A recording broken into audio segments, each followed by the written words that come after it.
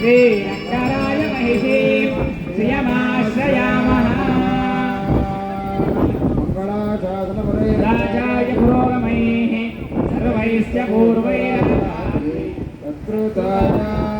मङ्गलम्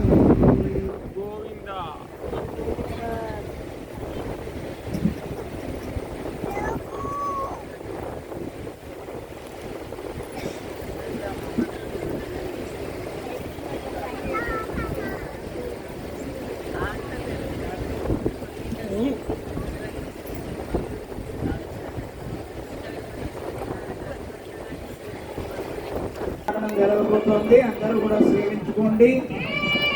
జై గోవింద జై గోవింద జై గోవింద జై జై గోవింద.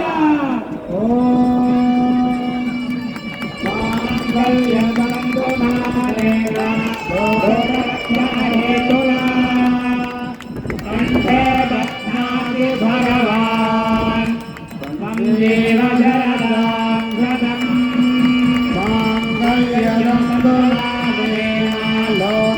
लोकरक्षणहेतुना कण्ठे बध्नाति भगवान् तं देव शरणं शतम्. माङ्गल्यधारणमुहूर्तसमुहूर्तोऽस्तु.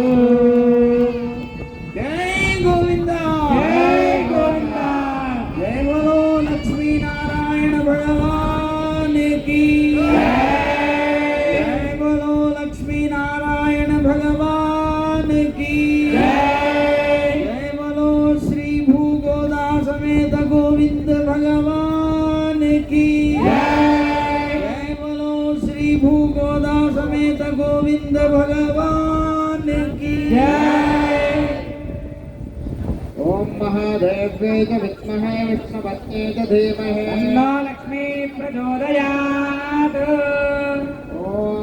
शृण्वन्ति श्रोणामृतस्य गोपा पुण्यामस्य उपशृणोमि वाचम् महें देवीं विष्णुपत्नीमधूर्या प्रतीचे मे नागुं हविषाय जामः त्रेधा विष्णुरुगायो विचक्रमे महें दिवं पृथिवीमन्तरिक्षं तत्श्रोणाय विष्णव इच्छमाना पुष्पापन्मयमानाय मन्मते.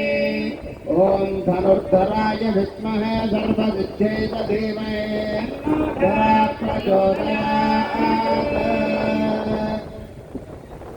మేడం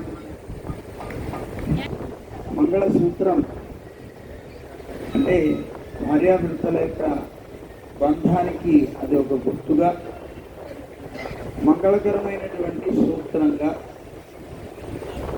అది ఈవేళ పరమాత్మకి అమ్మకి వివాహ సందర్భంలో సమర్పించబడింది.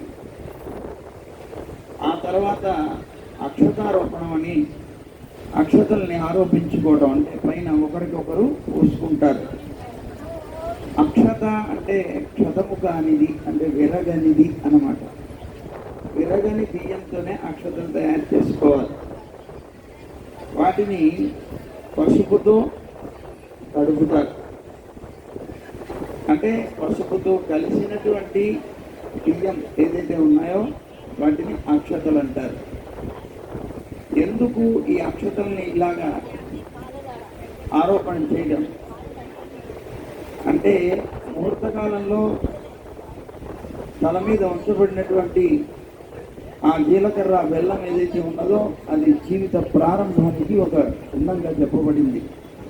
కష్ట సుఖాలన్నీ ఒకరికొకరు పంచుకుంటాము అనే ప్రతిజ్ఞ చేయబడింది.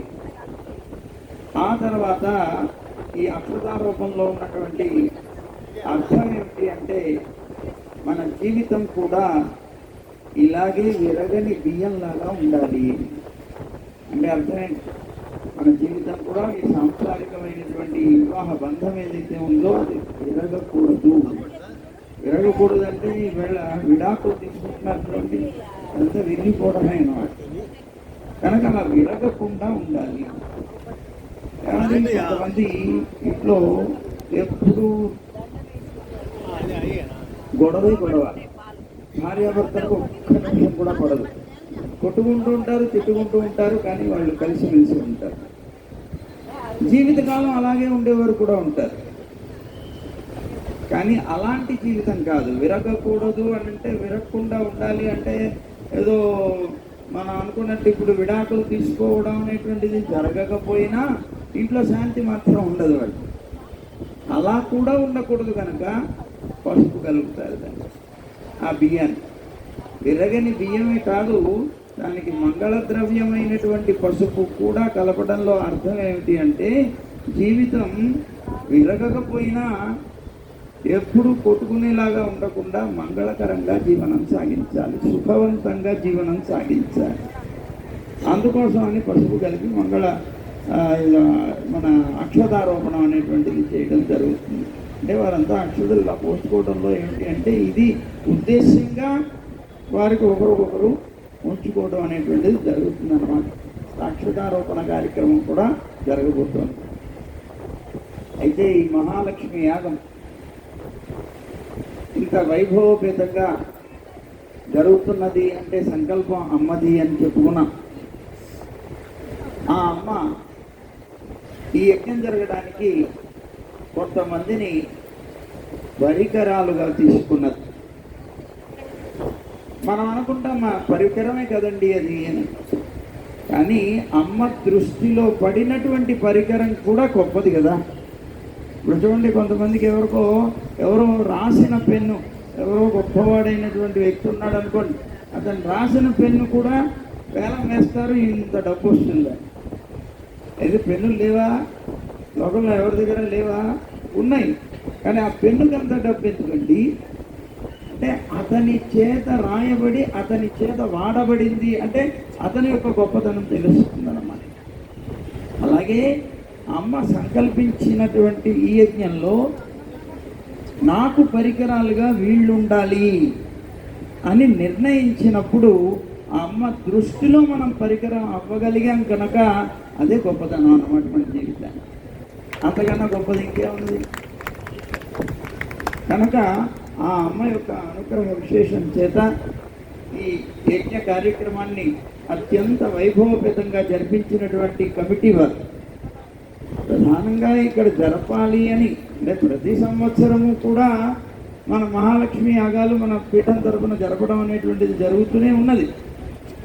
కానీ అష్టలక్ష్మి ఆలయం తరఫున జరపాలి అని కోరినటువంటి వారు 2004లోనూ కోరారు, అలాగే ఇప్పటికీ కూడాను కోరారు, 2025 కూడాను కోరారు.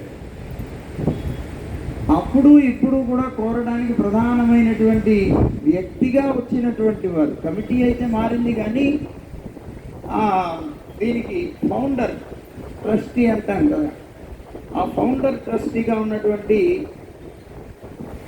చంద్రశేఖర్ గారు, వ్యవస్థాపక అధ్యక్షులు వారు, అలాగే ఇప్పుడున్నటువంటి కమిటీకి సంబంధించినటువంటి సురేష్ గుప్తా గారు చైర్మన్గా ఉన్నారు వారు, అలాగే తేలికుంట్ల రమేష్ గారు,